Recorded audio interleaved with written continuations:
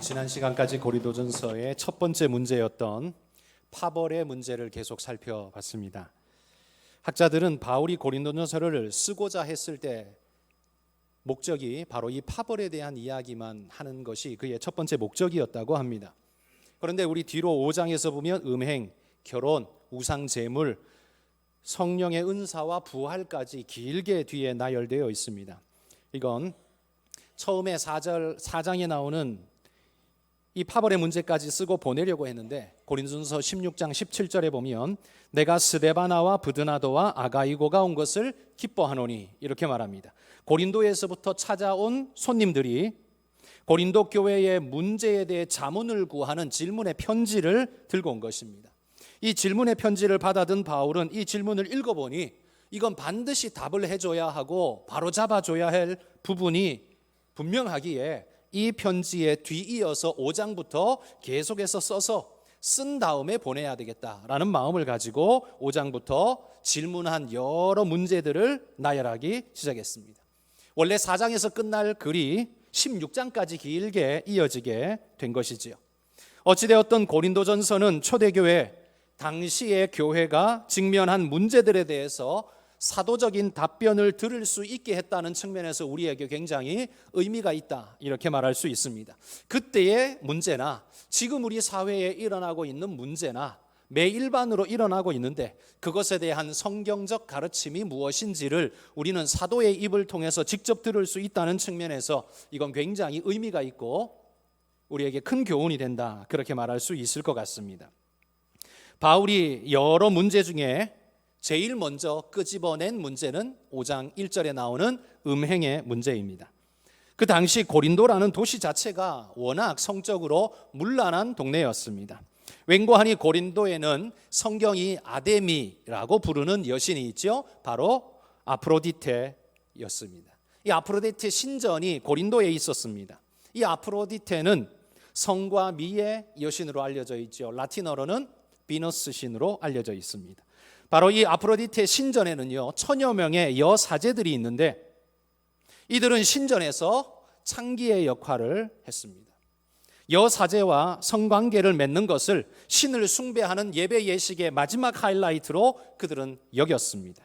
이런 성적인 행위들이 종교의 이름을 덧입고 떳떳하게 자행되고 뿐만 아니라 종교의 이름을 입다 보니까 거룩성까지 덧입게 되니 이런 문화가 그 시대 전부를 지배하게 되는 것은 당연한 일이었습니다. 성전에서 벌어지는 그 일이 사회 속에서 벌어지게 되는 것 자명한 일이 되었다라는 거지요.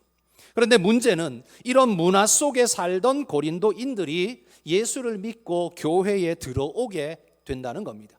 교회에 오는 것이야 좋은 일이고 문제가 아니지만 문제는 그들이 문화 속에 찌들어 있었던 그런 성적인 타락한 문화를 짊어지고 교회에 온다는 거지요.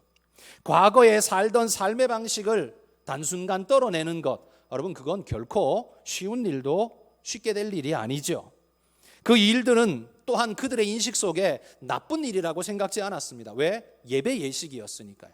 뿐만 아니라 그건 좋은 일이라고 여겼으니까요. 이렇게 보편 인식되어 있는 그들의 인식을 끊어버린다는 건 매우 어려운 일입니다. 그래서 고린도 교회 안에는 성경적인 가르침과 시대 사회의 문화가 충돌을 일으키고 있었습니다. 그래서 교회 안에는요 바로 이 성적인 문제에 대해서 두 가지로 치우친 반응이 나타나게 됩니다. 하나는 성관계 자체를 죄악시하면서 심지어 결혼 생활까지 부정하는 금욕주의자들, 극단적 금욕주의자들이 생겨나고요. 또 반대편에는 바울의 구원의 가르침에 말하듯 구원은 율법의 행위로 말미암지 않고 은혜로 된다. 그렇다면 내가 구원받고 난 다음에 어떤 일을 해도 구원에 이상이 없다. 그래서 자유방임주의자들이 발생하게 되는 겁니다. 그러다 보니 이 성적인 문제에 대해서 자유로웠던 이들이 활개를 치며 특별히 사회가 그러다 보니까 교회 안에도 이런 걸 너무나 쉽게 받아들여 버리는 문화가 암암리에 교회 안에 잔잔하게 깔려 있었더라는 거지요. 바울이 고린도 교회에 이 편지를 반드시 써보내야 되겠다. 그것도 1번으로 써야 되겠다라고 마음먹게 된 이유의 사건이 1절에 나오죠. 1절에 보면 이렇게 말합니다. 너희 중에 심지어 음행이 있다 함을 들으니 그런 음행은 이방인 중에서도 없는 것이라 누가 그 아버지의 아내를 취하였다 하는도다. 여러분, 끔찍한 이야기가 나옵니다. 아버지의 아내와 성적인 관계를 맺었다는 거지요. 도대체 이건 누가 이런 짓을 저질렀을까요? 바로 고린도 교회 성도 중에 한 사람입니다. 이 아버지의 아내라고 표현된 것으로 봐서 이게 친모는 아닐 것 같습니다.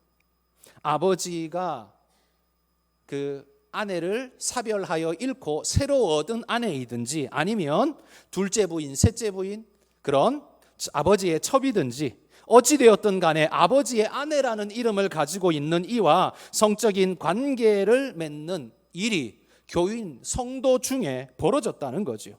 바울은 이 일을 지적하면서 1절에 그런 음행은 이방인 중에서도 없는 것이라 이렇게 말합니다. 여기 이방인은 로마인들을 말하거든요. 성적으로 자유로웠던 로마인들조차도 이런 짓은 하지 않는다는 거죠. 세상에도 없는 일이 교회 안에서 벌어지고 있는 겁니다. 이런 일은 세상의 문화가 말씀의 필터에 걸러짐 없이 그대로 쏟아져 들어온 고린도 교회의 현실을 우리에게 보여주고 있습니다. 교회 안에 교인이라는 이름으로 살되 세상적으로 살고 있는 사람들의 전형적인 모습이 여기 그려지고 있다는 거지요. 그러기에 우리는 바로 이 부분을 우리가 유념해서 봐야 합니다. 세상이 문화와 시대 상황이라는 이름으로 밀물처럼 들이치고 있는 오늘 현실에 우리는 바울의 이 가르침을 마음에 새겨야 한다는 겁니다. 세상이 그렇게 흘러간다고 우리도 그렇게 흘러가도 되는 게 아닙니다. 그건 세상에 나를 맞춘 사람의 말일 뿐이죠. 세상이 기준된 사람은 그렇게 살 것입니다. 그러나 우리는 세상이 기준된 사람이 아니라 하나님의 명령으로 세상에 파송받은 하나님의 군사들 아닙니까? 그런 우리는 어떻게 살아야 할 것인가? 자명한 일입니다. 바울은 음행하는 이 사람의 문제를 지적하면서 이 사람 때문에 안타까워하기도 하지만요, 오늘 본문에 보면 사실 바울이 더욱 안타까워하는 문제는 이 사람 때문이 아니라 이 사람이 일으킨 일에 대해서 대응하는 교회의 모습 때문에 더욱더 아파하고 있습니다. 고린도 교회는 이 문제를 어떻게 처리했습니까? 한마디로 말해 아무것도 안 했습니다. 2절에 보십시오. 그리하고도 너희가 오히려 교만하여져서 어찌하여 통한이 여기지 아니하고 그 일 행한 자를 너희 중에서 쫓아내지 아니하였느냐 이렇게 말합니다. 통한이 여기지도 않을 뿐만 아니라 쫓아내지도 않았다. 그런데 여기서 여러분 흘려버리지 말아야 할 중요한 단어, 제가 생각하기에 두 가지가 있는데 하나는 오히려, 두 번째는 교만하여져서라는 말입니다. 여러분, 이 오히려라는 단어는 어떨 때 씁니까? 이러이러하지만 이러이러해야 되는데 너는 오히려 이렇게 했구나, 반대 이야기를 할 때 우리는 오히려라는 단어를 쓰죠. 그러니까 교회가 마땅히 보여줘야 할 태도와는 상반된 태도를 지금 고린도 교회가 보여주고 있다는 거죠. 그건 절대로 옳지도 않고 바르지도 않다는 거죠. 어이없어 하고 있는 바울의 모습을 보게 됩니다. 그런데 그런 교회의 태도의 뿌리는 뭐냐? 교만함이라는 거죠. 도대체 고린도 교회는 어떻게 했길래 바울이 교만하다라고 표현을 쓰는 걸까요? 그건 아마도 고린도 교회가 이 계모와 성적인 관계를 맺는 성도의 사실을 확인했으면서도 아무런 조치를 취하지 않고 어물쩍 넘어가는 이유가 문화적인, 법적인, 학문적인 여러 이유들을 나열하면서 처벌할 수 없다라고 생각했기 때문이 아닌가 싶습니다. 스스로 안다라고 여기는 그 근거를 앞세워서 죄를 죄라고 부르지 않고 교회 안에 방치하는 그런 태도를 바울은 교만이라고 지금 지적하고 있다는 거예요. 정작 그 교회 안에서 바울 같은 반응이 나와야 정상인데 오히려 멀리 떨어져 있는 바울에게서 이런 반응이 나올 뿐 고린도 교회 안에서는 이런 반응이 전혀 없지는 않았겠지만 이것이 주류가 되지 못하는 것이 바울은 너무나도 마음이 안타까웠던 것이죠. 왜 이렇게 생각할 수 있을까요? 6절에 보십시오. 너희가 자랑하는 것이 옳지 아니하도다. 이 음행의 이야기를 하다가 갑자기 자랑 이야기가 불쑥 나옵니다. 뭘 자랑했을까요? 구체적으로 무엇이라고 말하지는 않지만 이 논리적 흐름 속에서 우리가 추론해 볼 수 있는 건 그들이 이 음행의 사건을 어떤 지식적 근거와 잘남을 근거로 해서 마치 아무 일이 아닌 것처럼 덮고 넘어가려 했다라고 우리는 생각할 수 있습니다. 한마디로 말해 그들의 지식으로 면죄부를 줬다는 거죠. 그러면서 바울은 3절에서 나는 이런 자들을 이미 판단하였다. 너희는 그렇게 했는지 몰라도 나는 이미 판단했다라고 강하게 질책합니다. 내가 거기 없었기 때문에 이런 일이 벌어졌지만 내가 거기 있었더라면 나는 그들을 정죄하였을 것이다 라고 말하는 겁니다. 여러분, 바울이 고린도 교회, 자기는 지금 떠나 있으면서 남의 교회에 대해 이렇게 강하게 말할 수 있는 근거가 뭐겠습니까? 그건 고린도 교회는 바울이 설립자였죠. 뿐만 아니라 바울은 지금 몸은 떠나 있지만 영으로 함께 있는 하나의 공동체라고 그는 확신하고 있기 때문에 자신도 고린도 교회의 멤버라고 생각하고 있는 거죠. 같은 성령으로 하나 된 공동체라는 걸 확인하면서 이렇게 말하는 겁니다. 그러기에 나는 이런 판단을 할 자격이 있다라는 거죠. 그런데 너희는 같은 성령을 모시고서도 어떻게 이렇게 할 수 있느냐라고 지금 질책하는 겁니다. 여러분, 오늘날 교회 안에도 수없이 쏟아져 들어오고 있는 시대의 문화의 부유물들이 겹겹이 지금 교회에 쌓여져 가고 있습니다. 청년들에게 성적인 가르침을, 성경적 바른 가르침을 전하면 덜 떨어진 구시대 유물 같은 개념자라고 조롱하기까지 합니다. 교회 청년들도 성적인 것이 이제 너무나 자연스럽고 당연한 것으로 인정되어져 가는 그런 흐름 속에 있습니다. 성적인 순결을 지키면 마치 인간 문화재가 된 것 같은 그런 실정이죠. 여러분, 교회는 바로 이런 혼탁하고 타락한 문화 속에 하나님이 띄워놓은 방주이기 때문에 어떻게 처신해야 하며 어떻게 접근해야 할지를 성도들은 잘 생각해야 합니다. 나는 그냥 살아가는 이 나라의 국민 중에 하나다.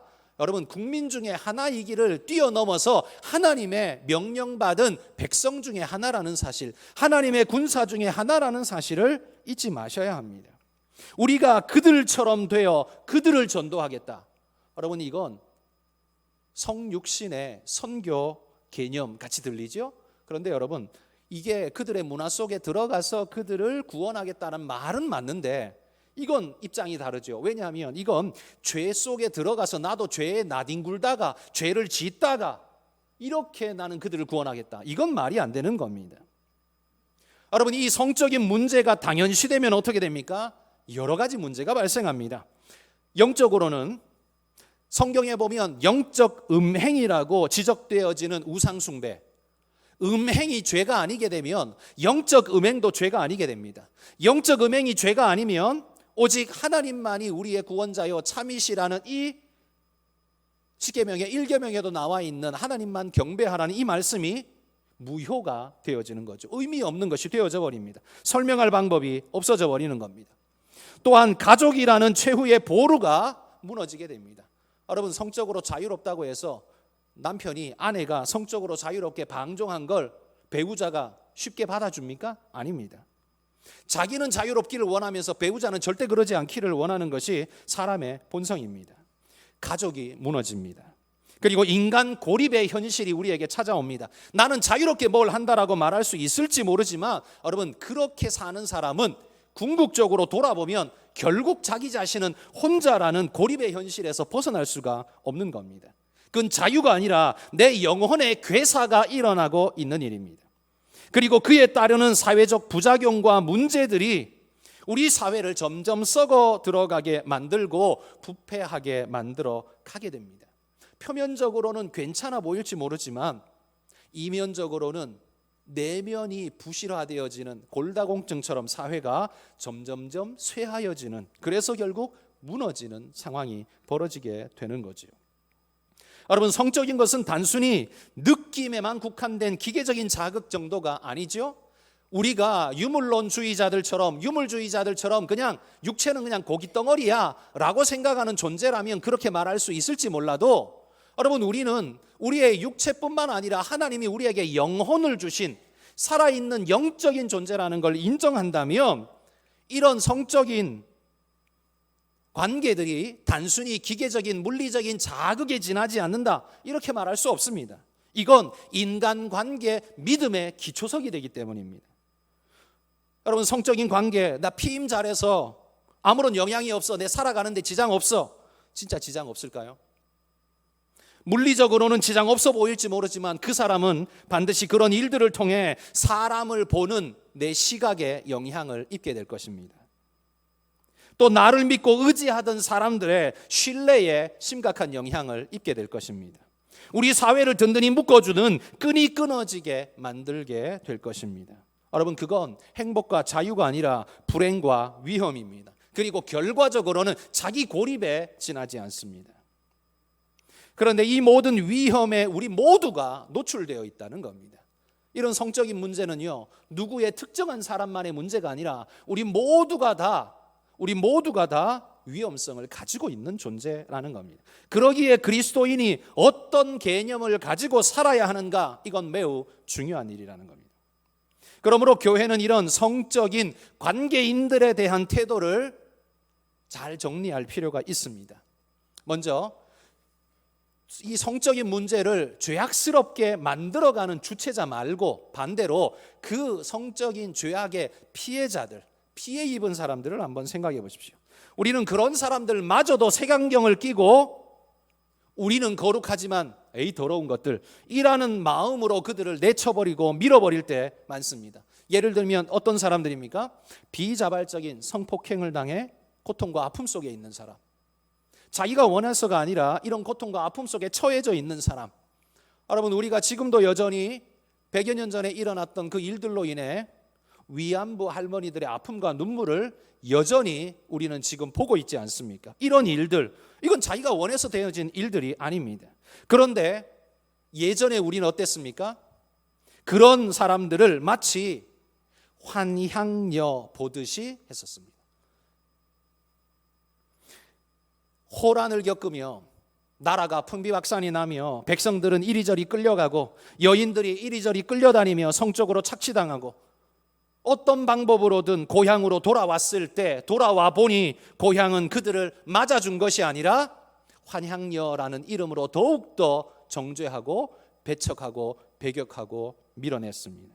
그들은 자신의 잘못으로 당한 일도 아닌데 나라가 부실해서 오히려 주권자들이 잘못해서 당한 피해자인데 오히려 더 큰 상처를 그들은 고향에 돌아와서 받아야만 했었습니다. 그들의 이름이 환향녀라는 이름으로 낙인 찍혀서 그 고통 속에 있지 않았습니까? 여러분, 교회 안에도 어떤 모양으로든 이런 성적인 피해를 입고 고통 속에 아파하는 이들이 있을 수 있습니다. 또한 이혼의 문제 때문에 아파하고 자기 스스로 위축되어서 힘겨워하는 이들도 있을 겁니다. 또한 성적인 부분에 이미 노출되어 버린 우리의 청소년 아이들도 있을 수 있습니다. 그들을 향해 교회는 어떻게 해야 됩니까? 무조건 죄인이라고 정죄하고 그렇게 해야 나는 신앙이 좋고 우리 교회는 깨끗한 교회야, 이렇게 말할 수 있겠습니까? 그럴 수 없습니다. 오히려 그런 상처받은 이들이, 공허감에 빠진 이들이 교회 안에서 위로받고 도피처를 마련받고 새 삶을 살아갈 수 있는 격려와 심리적 이 위로받는 자리가 교회가 되어질 수 있어야 합니다. 이미 엎질러진 물에 대해서는 위로하며 보듬어주고 세워주는 적극적인 자세가 교회는 필요합니다. 마치 무얼 이상한 것 보듯이 그렇게 내치면서 이상한 생각으로 말하는 것, 그것이 나의 거룩성을 세워주는 일은 결단코 아니라는 거죠. 오히려 사명을 내버리는 일이 될 수밖에 없습니다.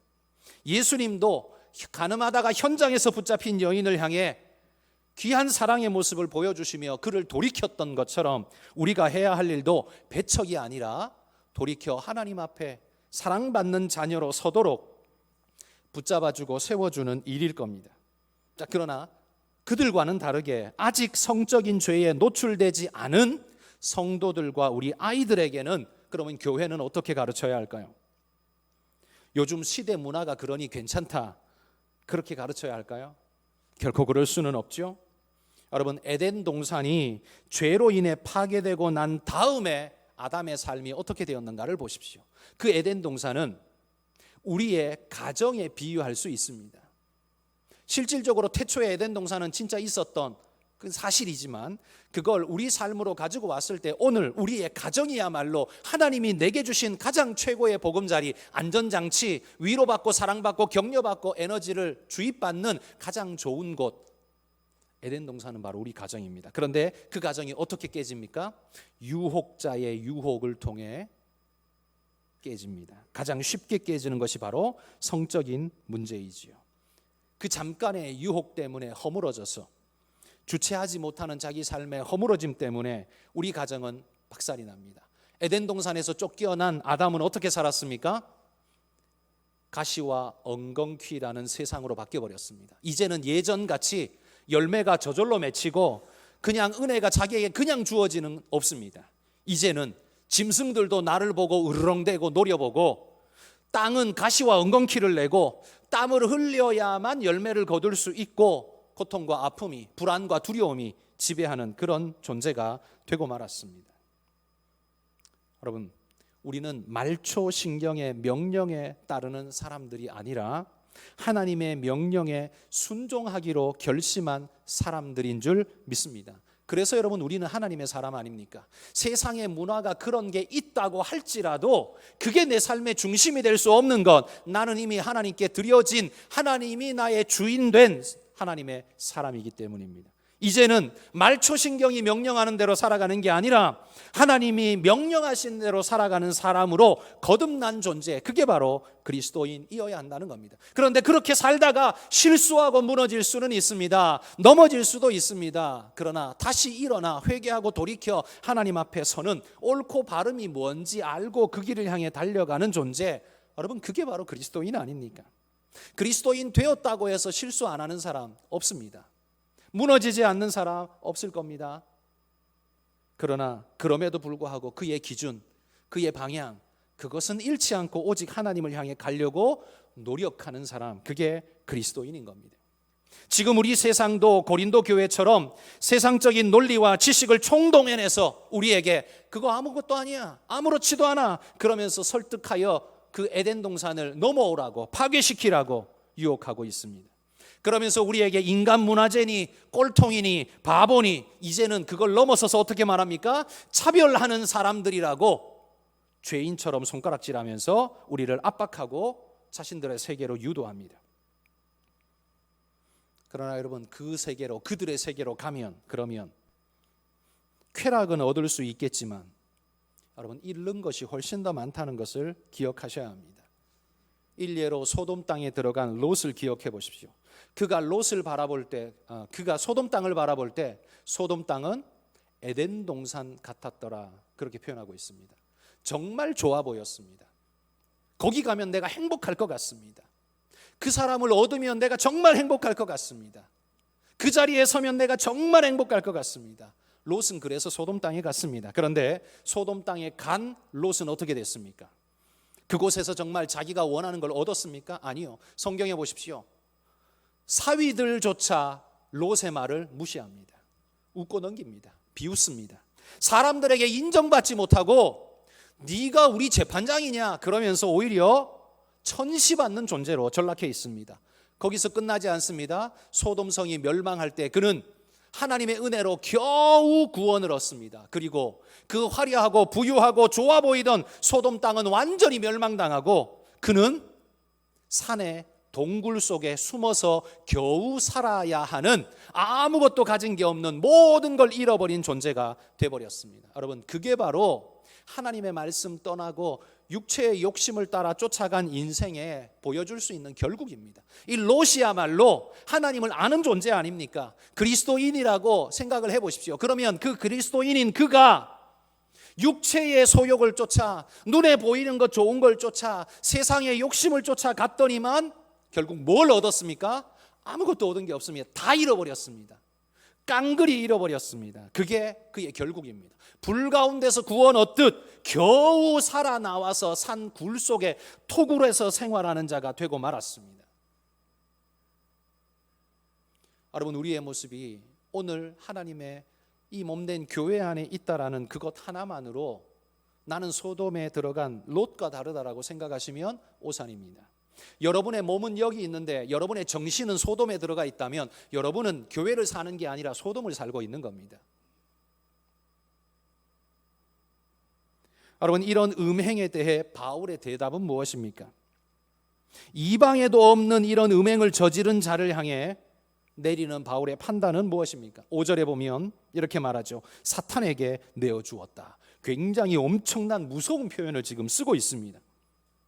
이 표현 그대로 하자면 이 사람은 지옥에 던져지고 구원이 상실된 사람이라고 말할 수 있을 겁니다.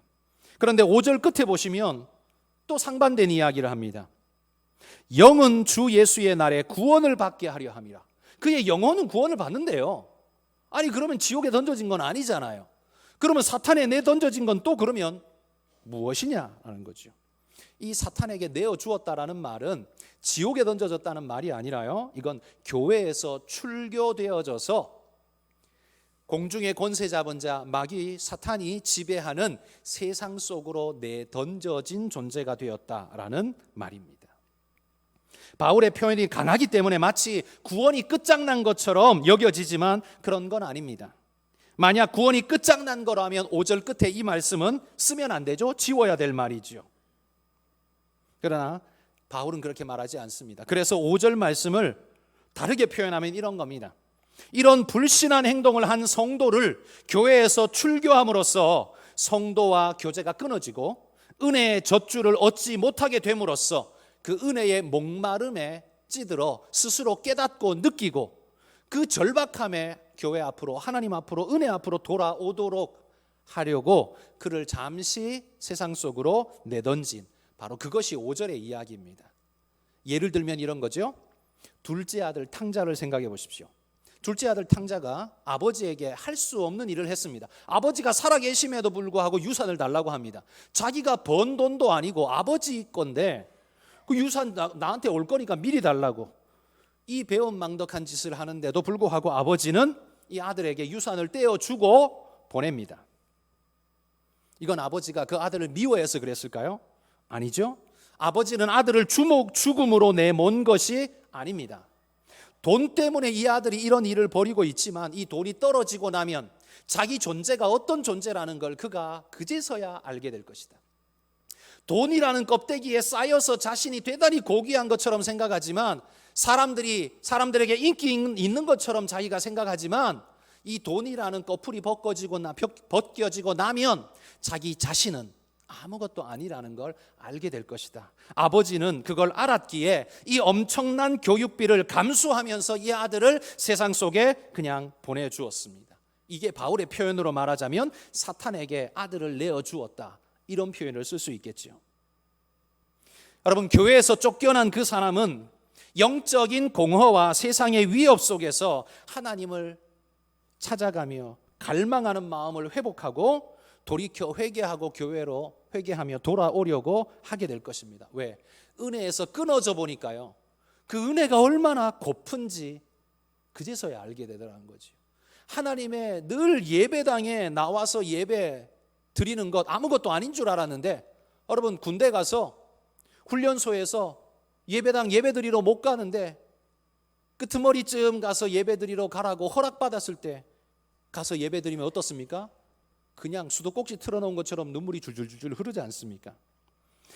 내게 너무 당연한 것인 줄 알았는데 그게 잠시 끊어져 보고 나면 그게 얼마나 중요한지 알게 되죠. 그래서 바울이 말하는 겁니다. 육신은 멸하고 죽인다는 말이 아닙니다. 세상에 내어 보내지만 바울의 마음은 그 아버지의 마음처럼, 탕자를 기다리는 아버지의 마음처럼 돌아올 것을 기대하면서 아프지만 내보내고 있는, 바로 그것이 5절의 말씀이라는 겁니다.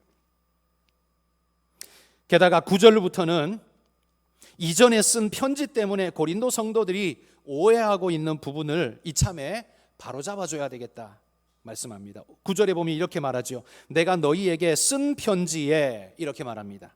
쓴 편지에, 과거형이죠. 과거에 썼던 편지가 있었던 거죠. 이 편지 때문에, 이 편지에서 바울은 음행하는 자와 사귀지 말라 그렇게 말했다고 합니다.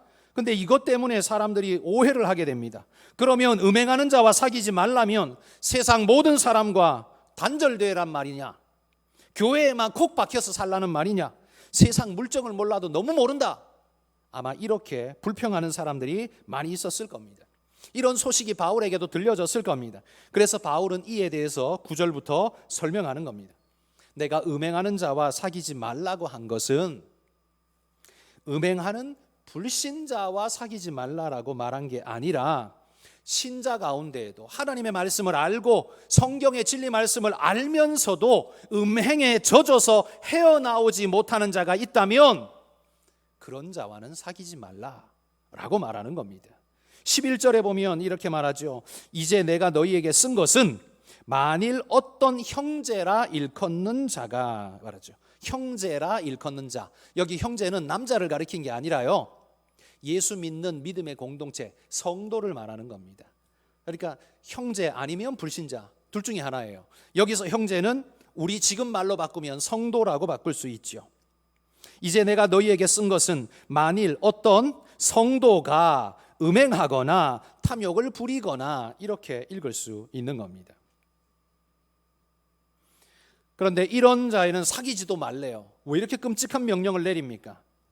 이렇게 해야 하는 이유가 12절에 보면 나옵니다. 12절에 밖에 있는 사람들을 판단하는 것이야. 밖에 있는 사람들 누굴까요? 교회 밖, 안 믿는 사람, 불신자를 말합니다. 불신자들에 대해서는 내가 상관이 없다, 나는 판단하지 않는다, 이렇게 말해요. 왜냐하면 그들은 불신자이기 때문에 결국 주님이 다시 오시는 그날 주님의 심판대 앞에 서서 심판을 받을 것이기 때문에 내가 굳이 그 앞에서 심판한다, 어쩐다 말할 필요 없다라는 말입니다. 오히려 내가 해야 하는 말은 심판의 말이 아니라 전도의 말뿐입니다.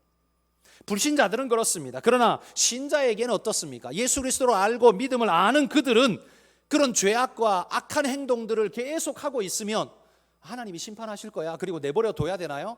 아니라는 말입니다. 12절에 말하죠. 너희가 판단하지 아니하랴, 판단해야 된다고 말하고 있습니다.